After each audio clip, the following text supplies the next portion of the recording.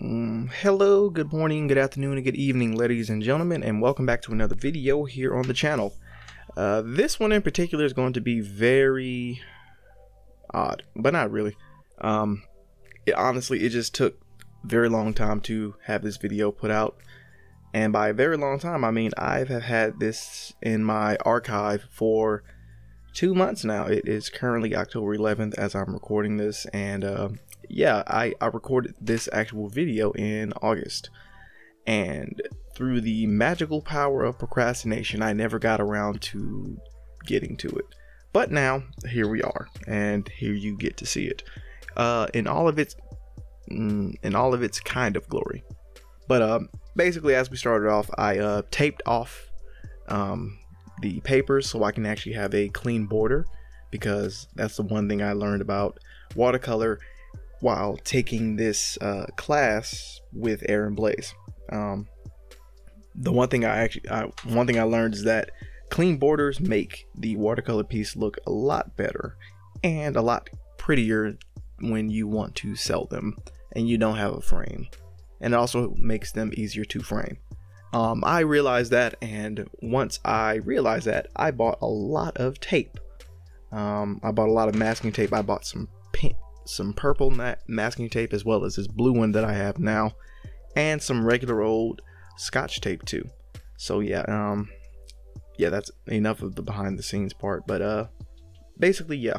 So as I was following along the video, this actually only took about 45 minutes, but I had to speed it up because I didn't want the video to be that long, because there were a lot of pauses and other things. But we started with a couple of other colors, well, the main primaries, and then actually, oh wow, now that I think about it, we only used 6 colors for this. We used the main primaries and then the main secondaries.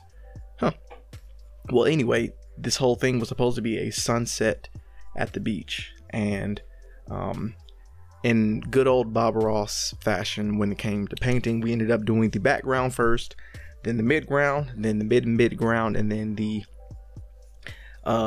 foreground. So you'll see how the foreground plays out in a bit.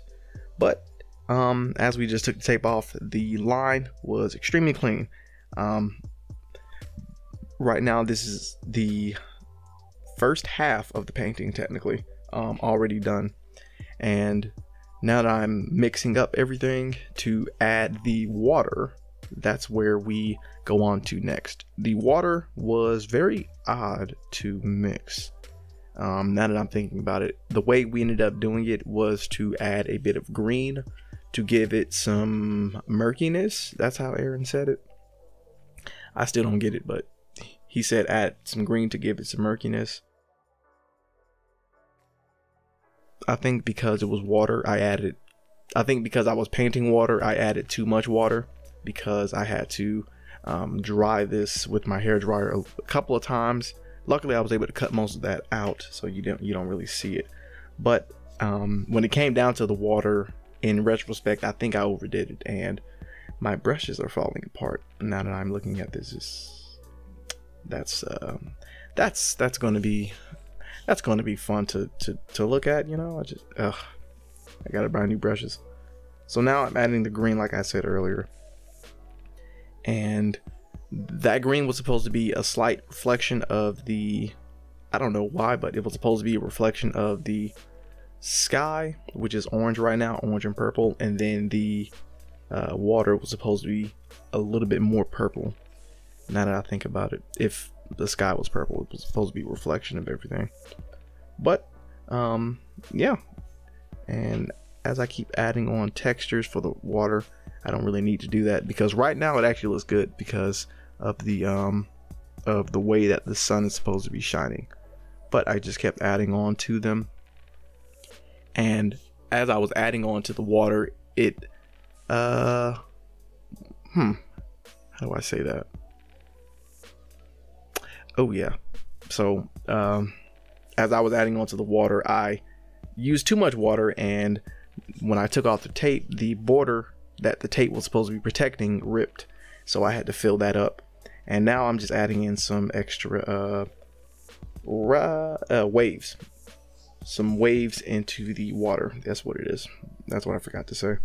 But my fine liner brush really saved the day here because I had to cover up those rips. I didn't really have to, but I wanted to.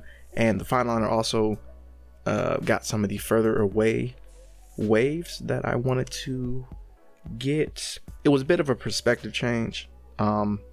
This one, as well as the other one I did right after this one, because I did 2 watercolor paintings in the demo, and this one was the first one, and then the second one actually worked a little bit better, but we were trying to use the white of the paper and a little bit of white watercolor paint to paint clouds, and you'll see that at the end, but I failed that maliciously.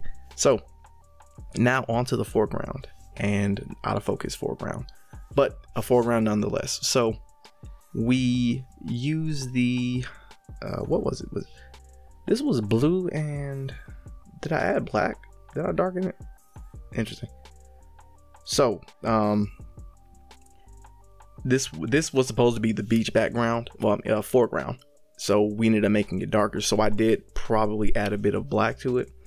And here is the first palm tree, and I had no idea what I was doing. I had never painted a palm tree, but you wouldn't be able to tell because I did this relatively quickly, even though the video is actually sped up.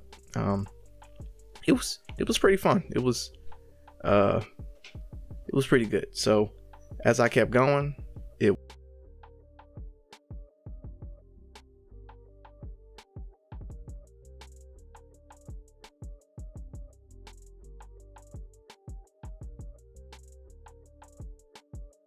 and I lost my train of thought again. So yeah, I wanted to add some people too, but I ended up doing that a little later, along with the grass. Actually, it kind of isn't grass, it's kind of seaweed, but anyway, that's how that goes. So I don't know why I added that extra tree on the end. That was weird, but I think, let's see, is that it? Yeah. So here, ooh, I used a lot of cerulean blue in this now that I'm thinking about it. That's weird. I never planned on doing that. I actually wanted to use ultramarine, but I can't complain. It worked out. It worked pretty good. So yeah, I made the little beach area here a bit more habitable, and added some bushes, as well as added onto that little broken tree. And that was mostly it for this part, and then I'm just adding in some details and over painting and overworking it like I usually do when it comes to painting, because at the time my confidence in painting wasn't that high. It is now in retrospective, but that's just how it works, I think.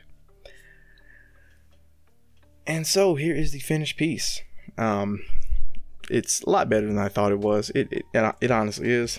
I appreciate it. I like it. For the first time doing a watercolor landscape, it was pretty good. And here is the second one. A bit more distance, a bit more perspective was in play, but in the end, I liked it, but it wasn't what I really wanted to use. So in the end, I thank you all for watching, and until next time, I will catch you all later.